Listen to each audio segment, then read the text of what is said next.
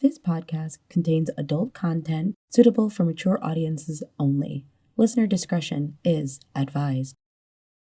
Out of the darkness and into the fire. Whoa, whoa, whoa. Out of the darkness and into the fire.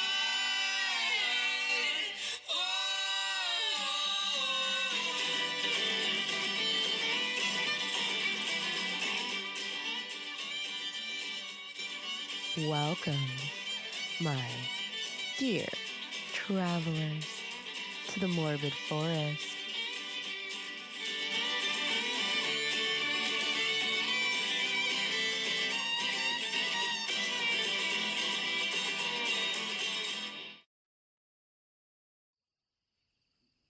Hello there, dear traveler. You seem to have lost your way, and from the looks of it, you've lost something close to your heart. Oh, don't worry, my weary traveler. Love comes and goes, but at least you weren't married to a witch.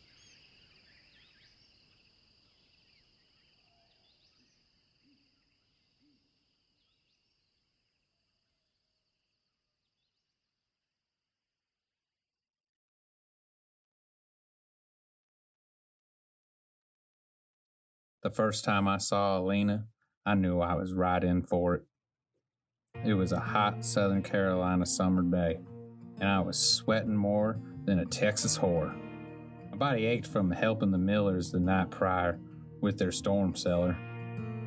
Damn thing flooded in the winter and smelled ripe as a coon's carcass by summer. 10 hours of hauling up muck and shit left me right sour for the entirety of my fishing trip. Not to mention, not a lick of fish was in that damned lake.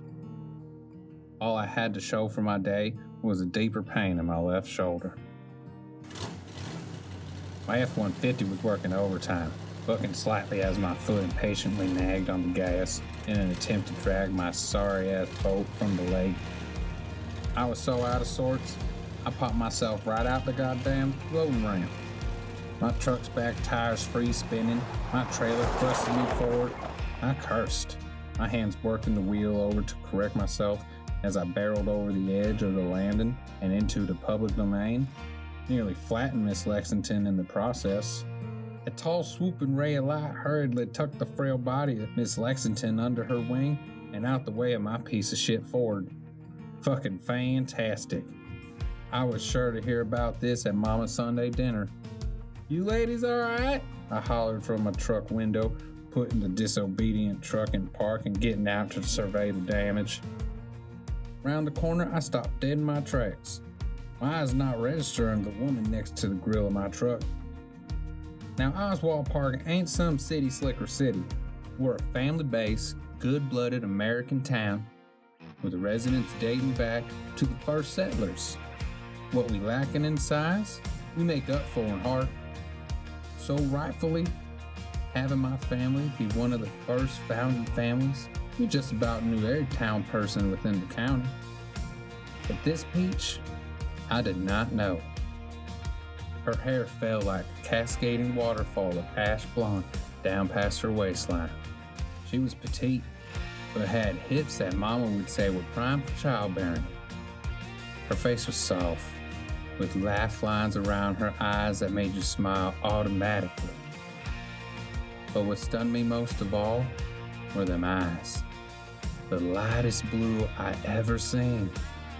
They were so light, you think they were kissed with gray from a cozy rainy day. I must have been standing there like a trout, mouth gaping wide, 'cause she laughed. If I knew small towns were so welcoming to everyday Samaritans, I would have moved to one sooner. She said, overcast blues never straying from my swampy browns. Her accent was hard to place. It wasn't much of anything, so I gathered she wasn't from the South at all. My mouth still hung open, and Miss Lexington had to clear her throat for me to find myself again. Usually, our men are a little more hospitable, so you will have to excuse young Paul here. The old bat stated. glaring at me like a scorned child. I wanted to roll my eyes, but that would surely result in another reprimand. I was not the 8-year-old degenerate anymore that was found red-handed with her window pie. Boy, that old bat can hold a grudge. My apologies, ma'am. Miss, I hope I hadn't caused anyone harm. She smiled. My heart skipped like a stone across my ribcage. No harm, no foul. She laughed again, and I felt myself swaying in her direction. Miss Lexington eyed us, a small blooming in those old eyes. Mrs. Lexington and Mom have been trying and failing to arrange me with a so-called proper wife since the day I turned 18. I don't blame them none. I'm not unhandsome, just built like a bear. I'm grizzly in more ways than one. I would offer you a nice meal for saving my life from this eyeless brute, but I think my nerves are done shot. Mrs. Lexington stated matter-of-factly. I took that as a cue to do my gentlemanly duty. Well, my mama makes a mean Sunday supper, and there's always room for one more. Let me get you a nice cooked meal, and thanks for saving Miss Lexington from my grill and welcoming you to town. I smiled broadly, fingers crossed, like a child, and hoped she would accept. If I knew small towns were so welcoming to everyday Samaritans, I would have moved to one sooner. We shared a laugh at her recycled joke in unison. I'd love to come to dinner. She held out her delicate hand, and I took it in mine. My name's Elena. We were engaged 6 months later, and married within 6 months of that. It was a small ceremony, which suited me just fine. I wasn't one for parties, and Elena didn't have any family as she was fostered, spending most of her life bouncing from home to home. It was a sad life, and I was all too happy to provide her with the southern comfort she could ask for. Now, being a first settler family came with the first settler's fortune. My pops retired early, leaving the family fishing business to me, which also suited me just fine. I was able to spend most days out on the lake while Elena could spend her time at home. She'd been waitressing for a spell when she first came into town, but that was now over. It took some convincing, but I explained to her that my wife did not need to be an entrepreneur or some working gal. Sure, she could come and help me man the bait and tackle box from time to time, and she liked to make these little trinkets on the side and sell them for some fancy internet site. But that was just so she could feel like she was contributing. A man isn't a man unless he provides for his family. Late winter was when I started noticing changes in her. Restless as a wet hen, her fingers drumming slowly on the kitchen table. Her blue-gray eyes staring absently out the dining room window. If I would have known any better, I'd say you were thinking about your other lover, I quipped, stuffing a morsel of steak into my mouth. Oh, don't be silly, Paul. She answered, eyes finally returning to me. Their pull was immediate. I relaxed a little, happy to be taken by their blue waves. Nodding, I just kept eating, eyes never leaving hers. She watched me for a breath.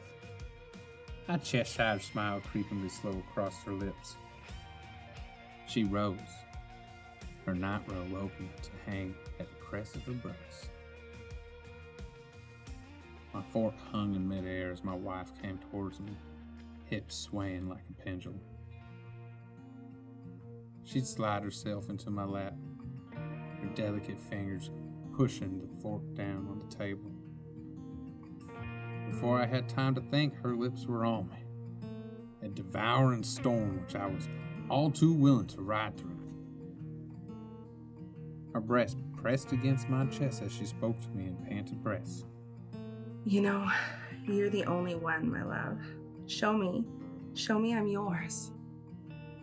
Too happy to oblige, I took my wife there and then on the kitchen table. Our dinner forgotten, sent crashing in a heap on the floor. Now, we were passionate lovers, my wife and I. But that night, it was like I was making love to a different woman. Her eyes blazed with a blue firelight. She clawed me closer as if she needed to crawl into my skin itself. When she came, she howled, a guttural animal scream that vibrated through my pelvis, rocking me to my toes to leave me spent on top of her. Sometime after, I awoke in bed with a start. My body felt raw and withered like paper. My chest tight, my lungs not quite registering the air within them. God damn, that was some serious fucking. I rolled, sliding my arm across the sheet to pull Elena to my chest. It came up empty. I jerked awake. Her spot in the bed lay cold, my wife not in her proper place. Dazed, my mind couldn't process her absence adequately. But nature knocked at that moment, and I lumbered from the bed to the bathroom to relieve myself. Finishing my business, I checked the bed one more time to make sure I wasn't dreaming. Still empty. My tired feet shuffled down the hall into the living room. Plasma TV was on, and my wife was tucked into the couch, a blanket pulled tight to her chin. Her white blonde tresses tumbling over the face to the floor. My mind not awake, I figured at some point she couldn't sleep and wandered into the living room. I let her be, content knowing her whereabouts. It became like a monthly game from then on. We were set in our routine. I worked, she made her trinkets. We had dinner every Sunday at Mama's house. We'd fuck our skin raw at least once a month, and a couple nights a week, I'll wake up to an empty bed. The covers tucked neatly into my side, the TV humming on low, and my precious wife asleep on the couch. It was no bother at first. After the third month, I was fixing to get a little downright angry. I ain't a man of comforts. Just 'cause my family got money doesn't mean I act accordingly. Or so I'm told. Our house was of relative size compared to some in the county. I designed, built the cabin, and styled it myself like a man should. Furnished the home with what was needed and not a thing more. When Elena moved in, sure, she added her womanly touches to the place, but it mostly stayed the same. That's what I liked about her. She wasn't much for frills. Only thing she asked for was a crafting room to create her doodads. Hell, if I knew there was a woman out there that didn't fuss and only wanted a space in the house to keep her womanly creations, I'd have hooked her sooner. That being said, I stood in our marital room, staring at her shared bed. I found it comfortable. It was a simple king bed and box spring, firm, with a pine frame. Maybe she needed more bounce. And if my wife needed more comfort, then that's what she'll get. Elena was gone for 2 days for a crafting convention in Columbia. I drove to Lexington the day she left, found a big furniture store to buy her just the right bed. The furniture store was dimly lit and smelled like mothballs. My eyes attempted to adjust from the afternoon sun, but the quality of the store didn't change with the indoor lighting. Dim and dusty, I walked past the aged love seats and the kitchen tables to the elderly skeleton napping in one of the armchairs. I cleared my throat, and the poor thing started with a small fright. Oh, hello there, dear. Welcome in. My name is Janice. How can I help you today? She mused her hair and rubbed her cheek of any spittle. When she finally looked up, she had a dentured smile and wide-frame moon glasses that sat in the nest of the white wispy curls. I smiled and offered her my elbow. I'm in need of a new bed for my new wife. She seems to have trouble sleeping lately, ma'am. Frankly, our love seat sees more of her at night than our marital bed, if you excuse my candidness. She smiled, using my elbow as leverage to rise, wrinkled neck bobbing her head up and down as she listened. Well, we can get you all sorted so your wife can get a good night's sleep, or maybe get some of those cute babies made. She winked and I laughed. The expectancies of the South consistent no matter the county. She led me at a snail's pace through the living room sets, to the back far wall where the bedding section spanned. I assumed she was the owner, as well as the sole employee, because a layer of dust lined almost every wooden or fabric surface. The styles of furniture we passed were a mix of ancient antique, garishly outdated, and modern city folk minimalist. And asked what I did for work, and so on and so forth. Nosy Nelly questions, which made me feel right at home. Now this here is our Queen Deluxe bed. It comes with the frame, mattress, and the nightstands. Her voice quivered as she showed me the white wooden frame with matching table. Pulling her glasses from her curls and placing them on the bridge of her nose, she read me the dimensions and the price. Oh, but it only comes in a firm mattress. And you did say she needed something softer, right, dear?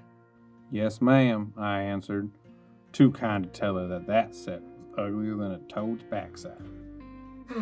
Right. I have a dark oak over there. She pointed. I turned to spy a large canopy-style bed in oak lined about 4 beds down. Hands wrapped gingerly around my elbow once more, we inched towards the next option. When we finally reached the bed, I helped her onto it, and the two of us sat side by side testing the mattress.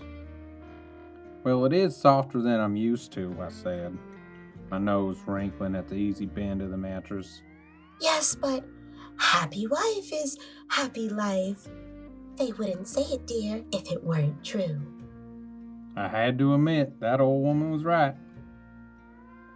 Aside from that, she did have a point in getting a new bed in order to add some little ones to our little home.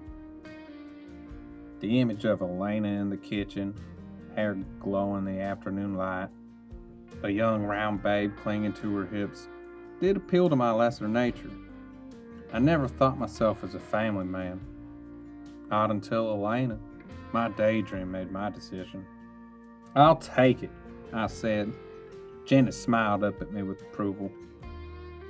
She rang me up, and I loaded the boxes of parts into my truck while Janice supervised.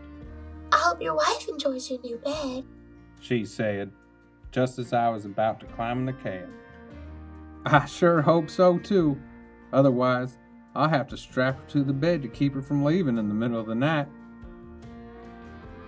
Janice paused a moment in turning, her old eyes thoughtful for a moment before shaking her head. Everything all right, ma'am? She shook her head again, patted my arm.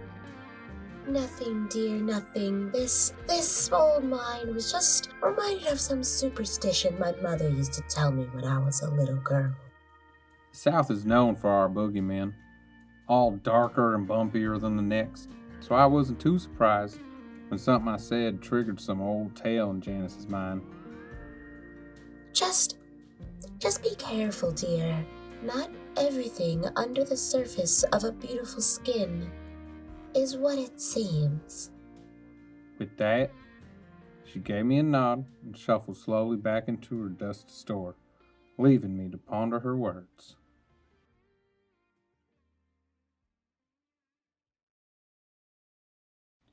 The old store owner's words were forgotten by the time my tires touched down on the gravel path that led to our home. If I had a nickel for every juju, goblin, or voodoo warning I received over the years, I'd be richer than my great-great-great-grandpappy. With her words washed away by the calming lake tide, I set to work unloading the truck and setting my wife's surprise up. I was glad there were no kindergarten-style instructions to set up the bed. Just a list of tools and straightforward instructions that I mostly ignored. A man's got to know how to work with his hands, you know? By the time the moon was over the cabin, the bed was made and ready to be laid in. I smiled at my handiwork, my callous hands rubbing sweetly over the unblemished support beams of the canopy. Elena was going to be surprised indeed. My face split wider as my thoughts drifted to surprising her even more with talks of a little one. We weren't getting any younger. Besides, what is a man than one without a family? Paul, what has gotten into you? Elena laughed like a schoolgirl as we shuffled down the hallway into our bedroom. One bare-side hand rested softly over her eyes, the other at the small of her back, guiding her. Nothing, my dear wife, but there's gonna be something in you in a minute. My lips pressed against her ears, her delicate frame hugging my front. She hiccuped and laughed and hit my hand. You shouldn't leave your husband alone for too long, I teased. If I knew you were going to behave like this, I would leave for a few days at a time more often. She quipped. She's a fiery one. We entered our room and I positioned her at the foot of our bed. Okay, open your eyes, darling. I moved my hand and waited for her reaction. It was priceless. Her stormy blues lit up like lightning as her pale hand reached out tentatively to stroke the dark wood. You bought us a new bed? She asked, voice hushed. I rocked back on my heels, the old floorboards creaking with my shifting weight. Well, I can't have my woman sleeping on the couch every night, now can I? She spun to look at me, and a look I'd never seen flashed across her face for the briefest of moments. Then it was gone, replaced with a loving expression that melts my toes. It was a look I'll live to regret, having never deciphered it. You did this for me? You? My burly, no-frills husband? She cooed her questions, her words trapping me where I stood. I nodded, unable to speak for a moment. Yes, I choked, my voice harsh. I would do anything for you, anything. But right now, there's things I want to do to you. The words flowed from my mouth, sounded distant and unlike myself, but I didn't care at the time. All I saw was Elena, my glowing bright star with the blue-gray eyes. Then take me, husband. She threw herself at me, and we made love like that every night. I chalked it up to passion, true rare chemical imbalance that only exists when two people were made undoubtedly for each other. And every morning I woke with my beautiful blonde goddess by my side. It didn't take long for things to go from exuberant to downright dog shit. With the new bed in place, my wife slept, at least to my knowledge, right by my side. But honestly, with the way we'd been humping, you'd have thought we'd produced 2 litters of rabbits by now. Every session left me spent, dead to the world until the first rays of sun peeked through the curtains. They also left me with new markings. Long, angry claw marks decorated my back, each new set taking longer to heal, with some mornings leaving me behind fresh red zebra stripes in the sheets. Elena worked wonders with the laundry, and the blood would be gone by those sheets by the very evening. I knew I was a generous lover, but I was not complaining. Although there were mornings I waked exhausted, my body felt like a corpse, shriveled and chafed. My lungs deflated from nearly all their precious air. But if my woman was satisfied, then what was the harm in a few minor inconveniences? It was another long day, and the F-150 pulled tiredly into the driveway of the cabin. I sighed, for the first time not feeling the drive to fill my peckish wife's needs. I stared at the door a moment, wondering if I still had time to pop a U-turn and head for a bar for a boys' night. I shook my head, the thought escaping, flying right out like a bat in a night cave. I wasn't a coward, and Elena wouldn't be hurt if I turned her down, just this once. The wood of the stairs sounded my arrival, each board creaking under my heavy work boots. I opened the door and paused in the frame. The living room was filled with large blue balloons. In the center of the room stood my wife in her bathing robe, her blue eyes shining with tears. I think it's going to be a boy. No, I know it is. I can feel it. She said in way of greeting. She looked down, her hands rubbing lovingly against her already slightly protruding stomach. Had I not noticed the weight gain? She had been more tired and acting slightly agitated recently. But all that didn't matter now. All that mattered was that we were about to be a family. I was going to be a papa bear. I was going to have a son. Tears threatened to fall from my eyes, and I let them. This was one of the few times a man could cry. Are you sure? I asked, still in awe of the news. She nodded her head, coming toward me, hands outstretched.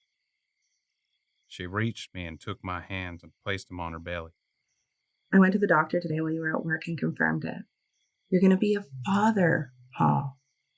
I scooped her in my arms, swinging her happily amongst the field of balloons, joy swelling in my heart. But I ended my motions abruptly, remembering the baby. I fell to my knees in front of my wife, head and hands coming to cradle her belly. I'm sorry. I didn't squeeze you too tight, did I? I don't want to hurt him, our boy. I looked at her, and she stroked my hair out of my face, pulling me up to her, laughing at my sentiment. Don't be silly. We're sturdier than you think. I love you, Paul. She kissed me then, soft and lingering with just a pinch of something more. I wasn't tired anymore. We made love early that night in the forest of blue balloons. It was softer this time, and I was all too relieved. After, we cleaned up the living room and went about our normal routine for the evening. Smiles plastered on our faces like it was Christmas morning. I woke just before dawn, something rousing me from my dreams before it was time to get up for the day. I rolled to my side, smiling. The news of Elena's pregnancy is still in my mind. Arms extended, I reached for my wife, but she wasn't there. I sat up, sleep fading to an afterthought. I untangled myself from the sheets to search for my wife. I just bought us this new bed, and in her new condition, she was not, not, going to sleep one more night on that couch. So help me, I will chop that thing and use it for kindling if I need be. The sound of my feet slapping against the old wood pinged off the walls as I searched the house. I checked the bathroom, not there. I moved to the living room next, the glow of the rising sun coming through in full through the open window. There was one of those fancy throw blankets rumbled in on the couch. I picked it up, almost expecting Elena to be curled up underneath it, but it was cold to the touch. I was about to turn and head to her craft room next, and nearly jumped from my skin. There stood my wife, hair slightly mused, her eyes wide like the moon. Elena, you can't sleep on the couch no more. This isn't good for the baby. I don't care if we have to get 100 beds during the pregnancy. You will not sleep on this couch, I blurted, the words harsh against the soft morning dawn light.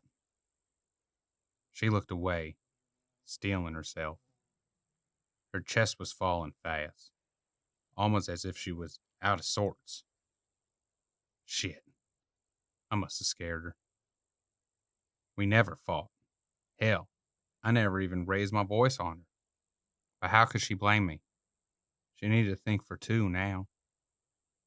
I crossed the space, ashamed of my actions, no matter how justified they may be. Look, promise me you won't sleep on the couch anymore. For the baby? I gently moved her face to mine with the tip of my finger, and was relieved to find her eyes back to their normal size. Okay, I'm sorry. I'll maybe go to the store later today, get a mattress pad or something for the baby. She hugged me, and her words soothed my mind back into place. The few months to follow were normal as pie. Elena's belly swole as she waddled like a duck around the house. She was restless, it seemed. She spent all hours in her craft room humming sweet melodies behind a closed door. I didn't mind. If her crafts kept her busy and calm, which turn kept our baby calm, then I was all too happy to let her be. It was close to Elena's date when I awoke one night out of breath, like so many previous nights. This was not like the other times. This was life-ending. My lungs felt like collapsed cans of camp soup. I wheezed, desperate to get air into them as my eyes bulged from my skull. What in all hell? I may be a big man, but I was not out of shape. Was it something in my dream? I reached for my wife, my source of comfort, but the gray light of the morning illuminated only empty space. Anger bubbled through my veins, and I was damn certain steam coming from my ears. That fucking couch. That fucking couch just spent its last night in this house. I slammed the sheets against the bed and stomped down the hall in search of my wife. I did my normal check. Bathroom, not there. I checked her craft room, a room I spent zero time in. Hell, I'm not sure I've even seen it since Elena had finished decorating. The room was washed in gray light. Dark red rug with intricate white lines sat in the center of the room. The lines looked like interlocking stars, an odd design, but I brushed the thought aside.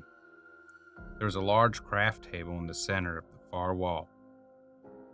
What I could guess was crafting supplies laid across the top table.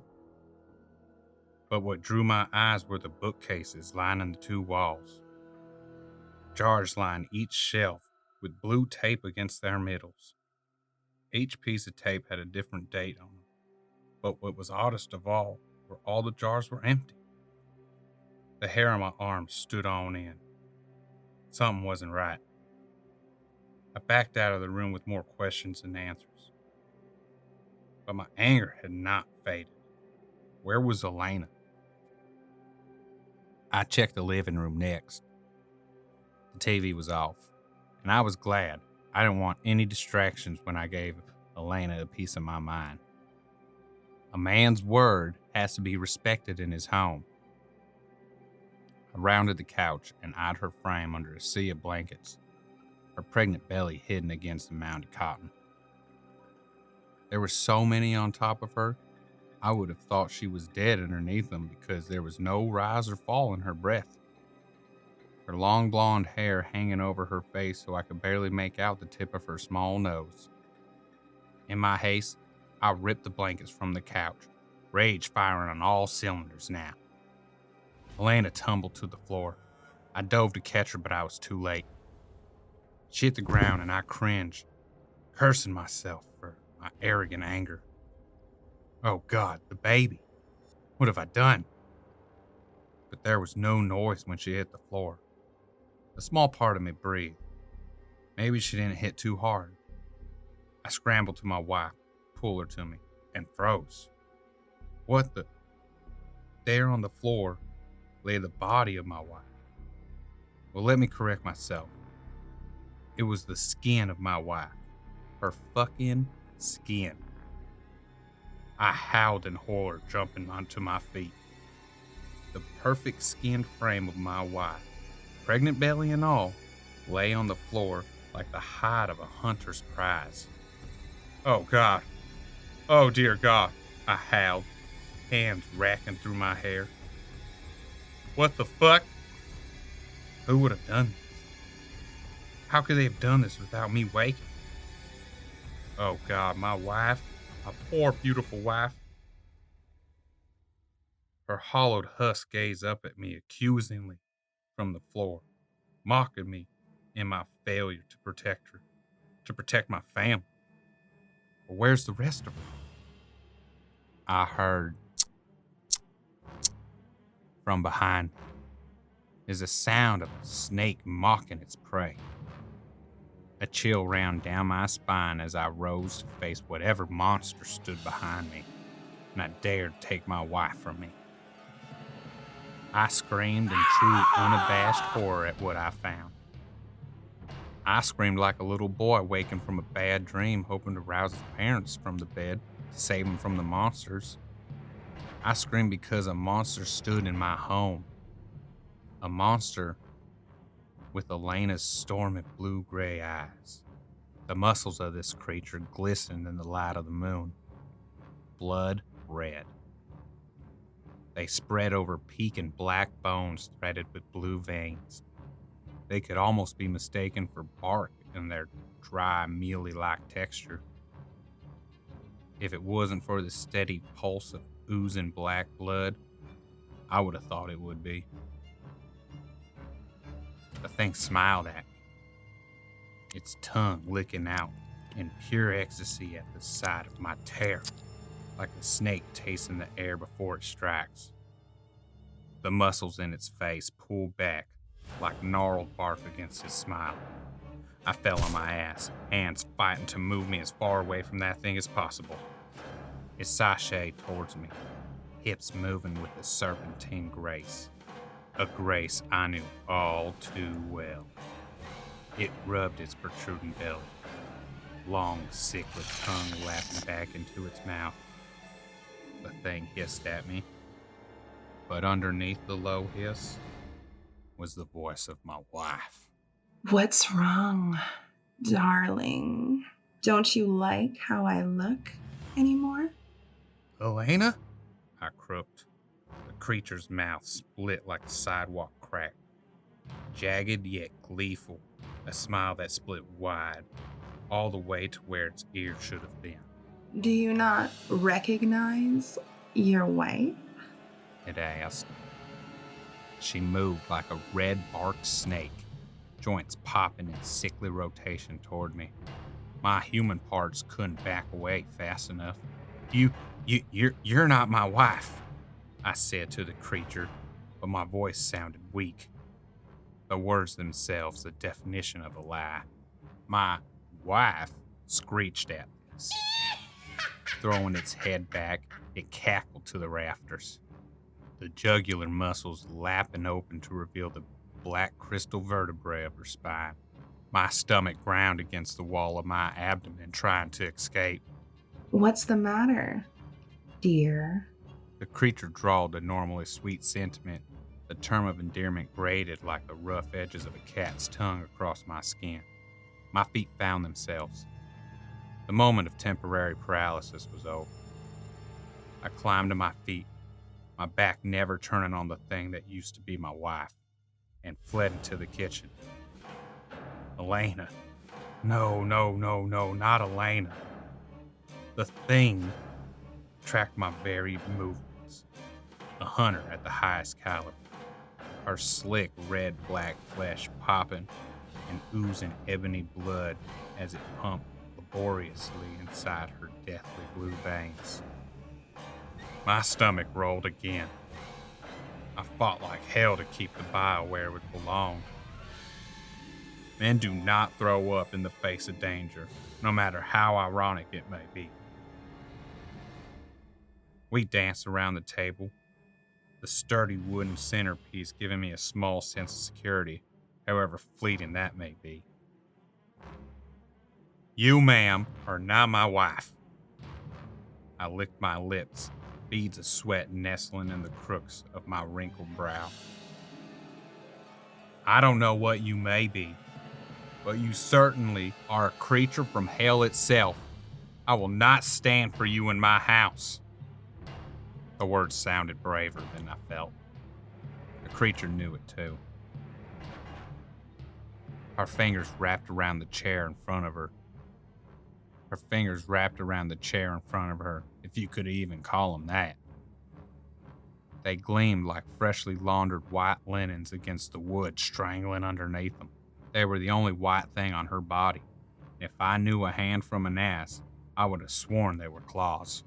Sweet, sweet Paul. Don't you know what I am? I know you've heard enough stories growing up about me. The creature's voice glided through my ears, sharp and beyond irritating. Its lip curled up, amused at my state. Or are you really that stupid? My mind searched for an answer, but came back blank. My mind instead zeroed in on the muscular flesh straining against her white, thin arms. Arms that once held me close. What devil would I know from my childhood? She laughed, high and jovial.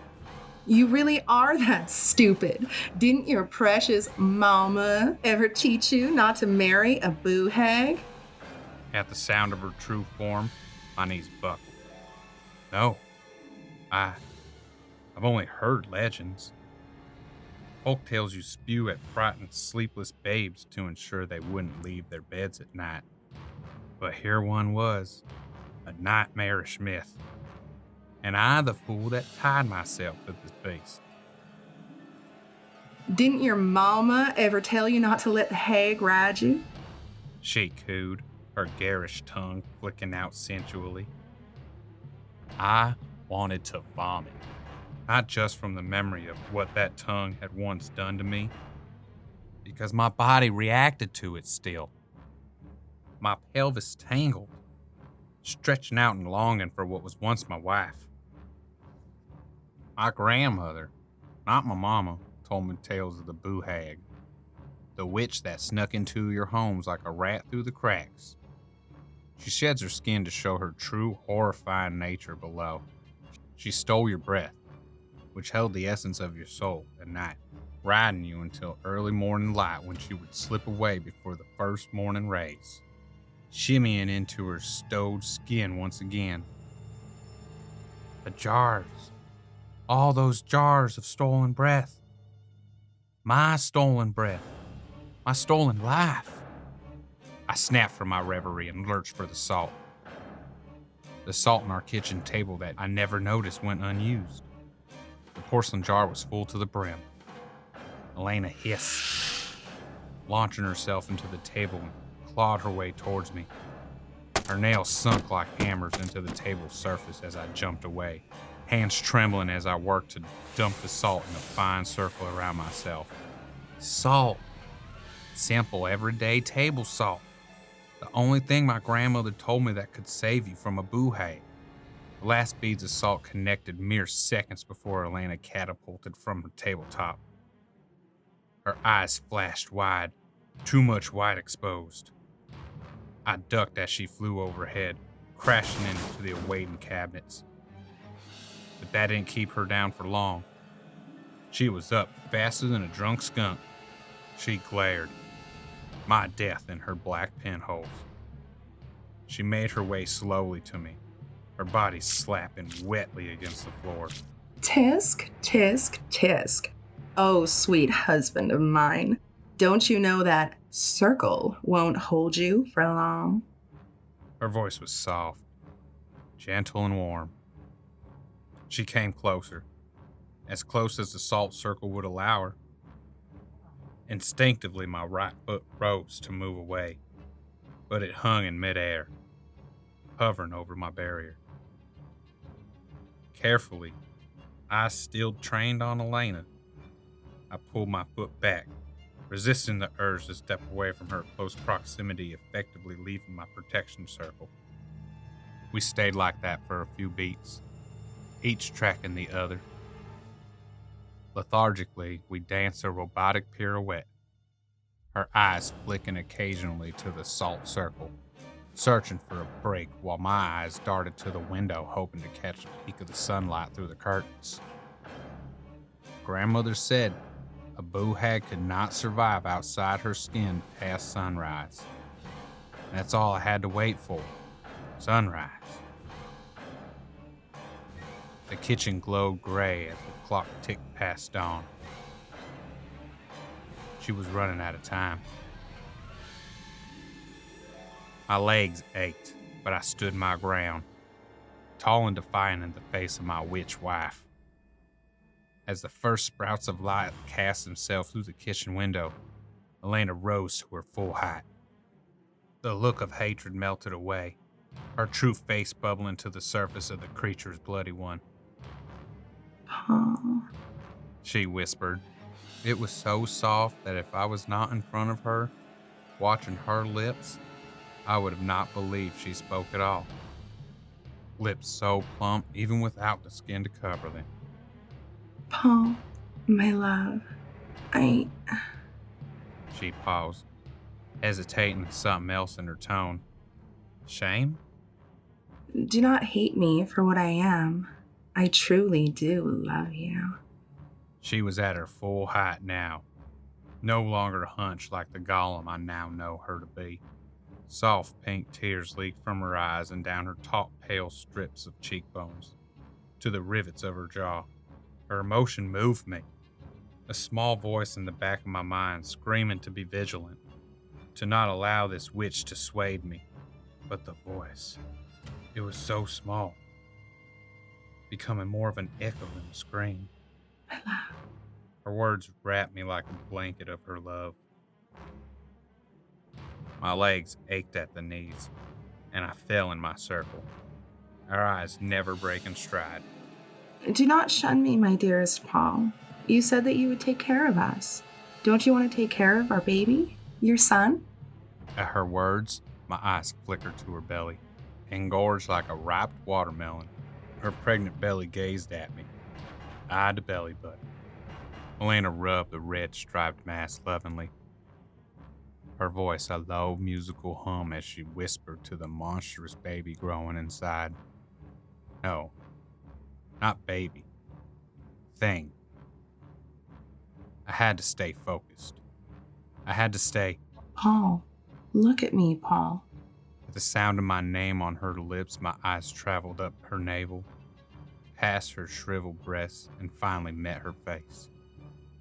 My neck craned, the small screaming voice in my head working overtime to keep me from looking.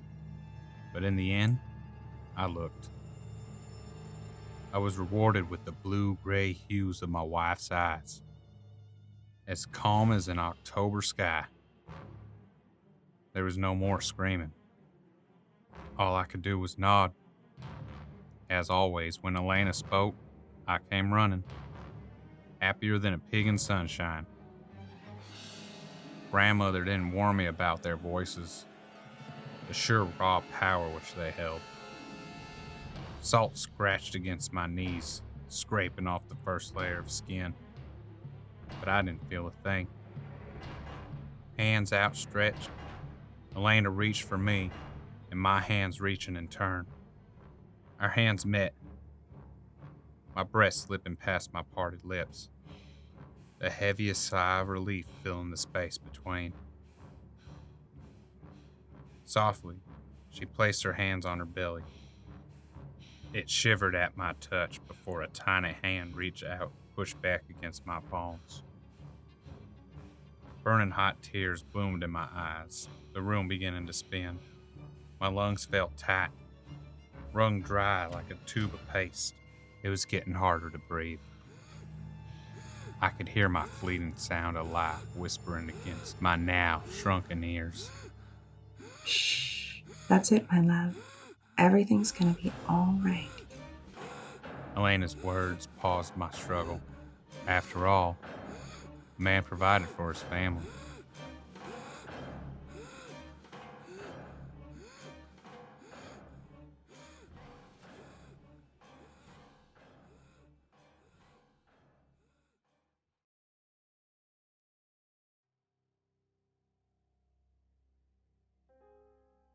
This has been a Morbid Forest production.